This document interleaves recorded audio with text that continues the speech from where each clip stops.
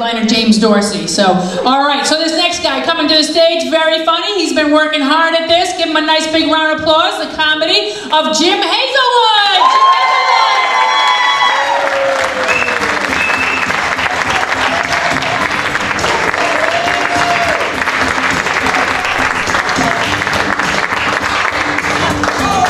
Thank you.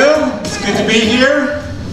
I know you're looking at me and thinking, boy, this guy's a real shrimp. I'm actually pretty tall for my age. When you're tall like this, growing up, you get lots of nicknames. You know, Jack the Beanstalk, Stretch, Q-Tip. Don't ask. One year my parents decided to send me to summer camp. It was the kind of camp that turned boys into real men. I was 9. I think my parents were a little bit into overachievement. Anyway, I get to camp. The first day at camp, I walk into the campground and Billy Hornsby, this snotty little kid, looks and just says, "Hey, look everybody, it's Lurch!" Yep, Adam's family, nickname sticks. That whole summer, every single blessed kid in that camp called me Lurch. Yeah, it was the 70s, California, hippies, so it made sense to call me Lurch because all the counselors looked like Cousin It.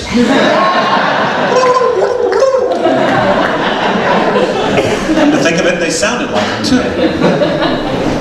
I went off to college. I was 5'11", and graduated 4 years later. I was 6'7". All those years in that nuclear engineering lab. But you know, being tall is not all that it's cracked up to be. Like, I hate going to parties. I mean, I am always talking over people's heads. And then I get there and somebody inevitably sees me would you clean the top of our refrigerator for us? And those cobwebs up there have not been touched in 4 months. But I'm telling you, grocery stores, I walk into a grocery store, I'm immediately on staff. Excuse me, sir, could you do a price check on that item up there? Like last week I was in the grocery store and Michael comes in. And Michael's like, "Yeah, Jim, can you get that for me?" But you know, the worst is airplanes. Airplanes, like the bathrooms. Who designed the bathrooms? I think it's the same guy that designed the set for the Hobbits and the Lord of the Rings. And you know, you try to get at those doors. What's with those funky folding doors? You know, do you push them? Do you pull them? What's the deal? I'm just trying to get inside, so I have to wrestle with this thing. And once I get inside, I can't close the door.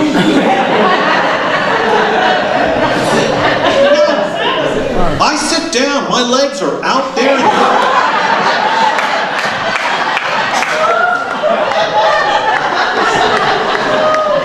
Which is a little disconcerting for the people waiting.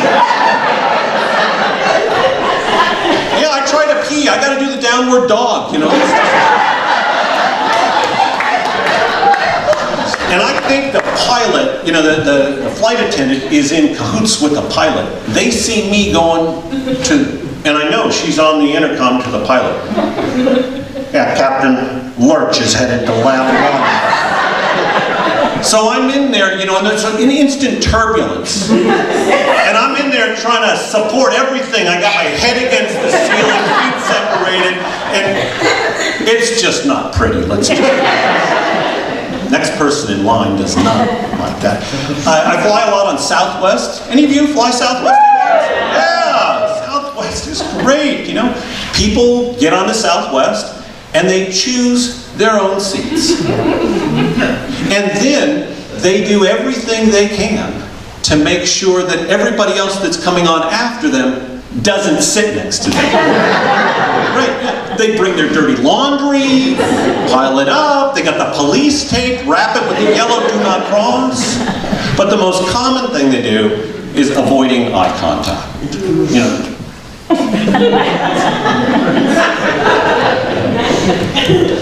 don't do that. I get on Southwest Airlines. I find an aisle seat. I sit right there. And every single person that comes on, I look at them.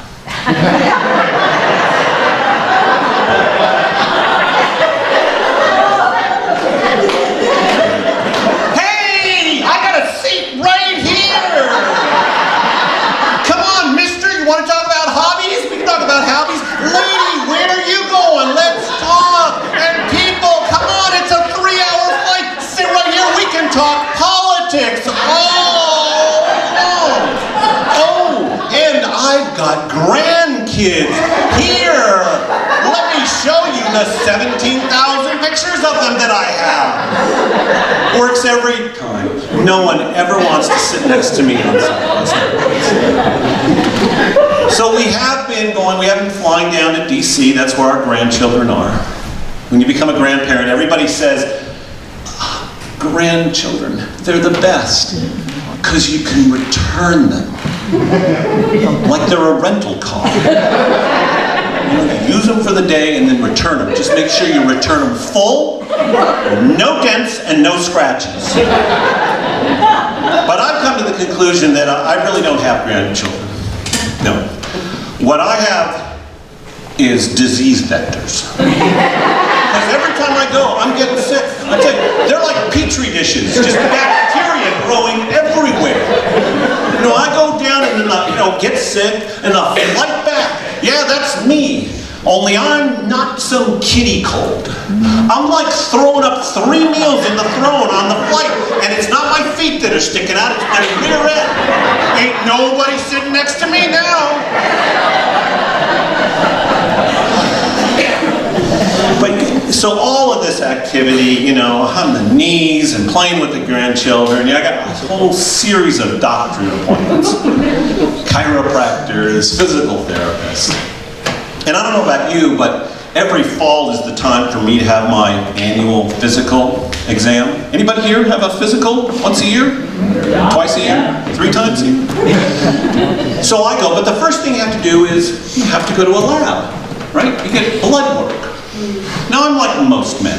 I don't mind a sign of blood, as long as it's not my own. So I go in and I'm sitting there and the gal's taking like 16 vials of blood. It gets to the 4th one and boom, I am on the ground drooling in the bedpan. And I wake up and there's like 3 female technicians over me with these little tiny cups. Excuse me, sir, we need a urine sample before you leave. I'm looking, this little tiny cup and a little tiny alcohol swab. I'm looking at the little tiny cup, I'm offended. I'm thinking,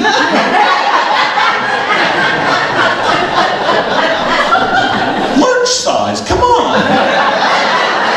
Say, I need a bigger cup. She says, I'm sorry, one size fits all.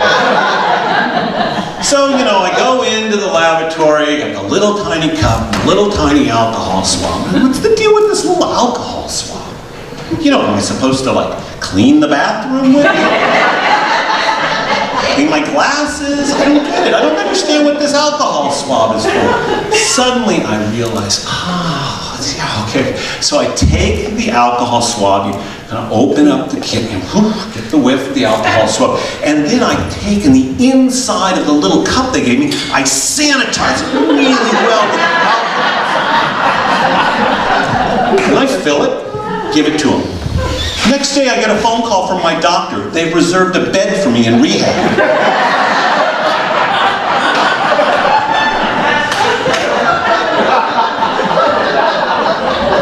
That required some explaining. And then finally there's the appointment with my medical doctor. It's the annual exam. And then there's, of course, for every guy over 50, you gotta have the prostate exam. Right? Okay. After the exam is done, my doctor sits me down and says, Mr. Hazelwood, it's enlarged. And I say, thank God, finally something large size.